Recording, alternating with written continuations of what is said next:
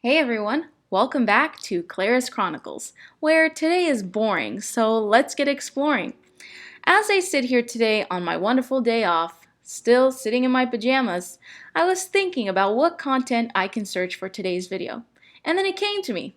Hey Bozo, you're off today because of Labor Day. So what better video to do than about the history of Labor Day? And that's exactly what I searched for, and it's very interesting, so I think you should stick along.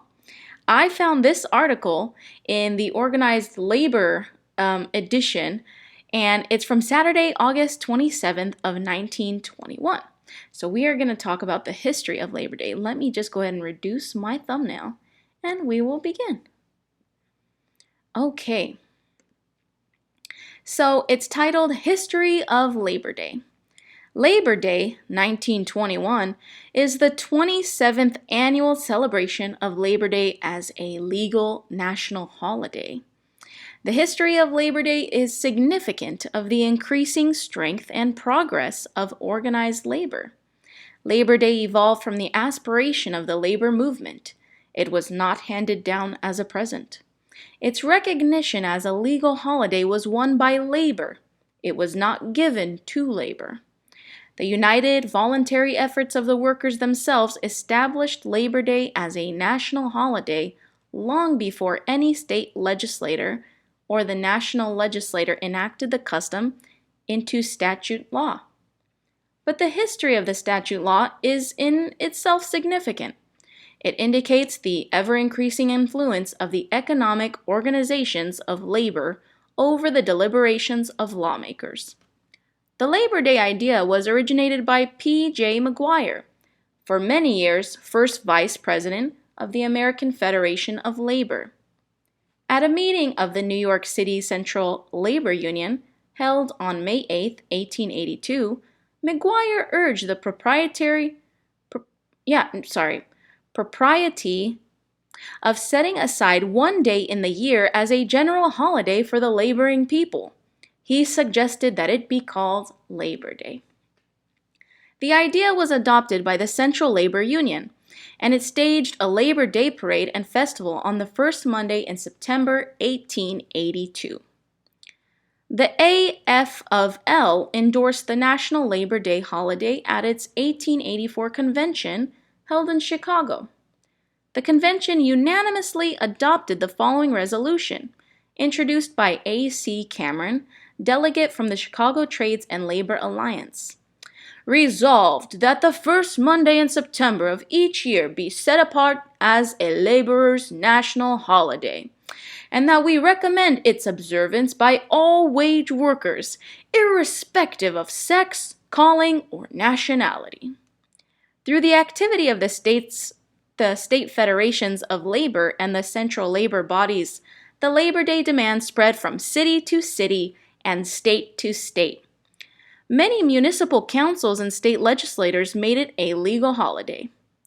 Oregon was the first state to accede to labor's demand that Labor Day be made a state holiday. The Oregon Labor Day law was signed by the governor on February 21, 1887. The legislators of Colorado, Massachusetts, New Jersey, and New York also made Labor Day a state holiday in 1887. Connecticut, Nebraska, and Pennsylvania followed in 1889. Sorry, I'm smiling because my dog's pit pats are the cutest thing ever. Iowa and Ohio in 1890, Georgia, Illinois, Indiana, Kansas, Maine, Montana, New Hampshire, South Carolina, Tennessee, and Washington in 1891. Alabama, Louisiana, Utah, and Virginia in 1892. And California, Delaware, Florida, Minnesota, Rhode Island, Texas, and Wisconsin in 1893. In the meantime, AFL officials sought congressional legislation to make Labor Day a legal holiday, in conformity with the resolution of the 1884 convention. The bill became a law 10 years later. It passed Congress on June 28, 1894. On June 29, 1894, President Cleveland signed the Labor Day law in the presence of Amos J. Cummings, representative in Congress from New York City. Mr. Cummings presented the pen and penholder used by President Cleveland to President Gompers. In his annual report to the 1894 AF of L Convention, President Gompers said, "National Labor Day. It affords me pleasure to be able to report that the demand made by the AF of L for making the first Monday in September of each year a legal holiday passed Congress and was made a law on June 29, 1894. And I confirmed this as well. I couldn't find any history articles from way back in that time, but I did find a tiny clip right here, which I'm gonna talk about this article in a bit because it just goes off the rails. I get so distracted to post videos because I start seeing all these crazy titles and I'm like, oh my god. But let me move this over.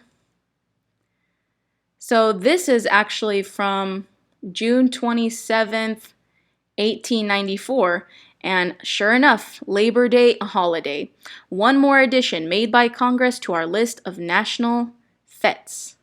The House passed the Senate bill to make Labor Day a legal holiday on motion of Mr. McGahn, chairman of the House Committee on Labor.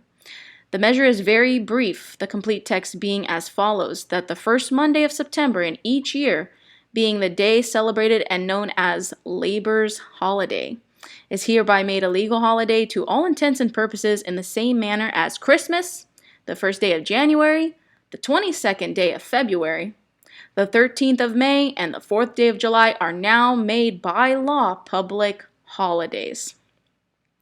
And there's also one other piece I wanted to read out. I really liked it. Again, just giving a little bit of history and to be proud of Labor Day and what it was actually created for. And this is titled Labor Day Dedicated to Humanity. Let me just make sure that I'm not blocking it. I hate when I do that.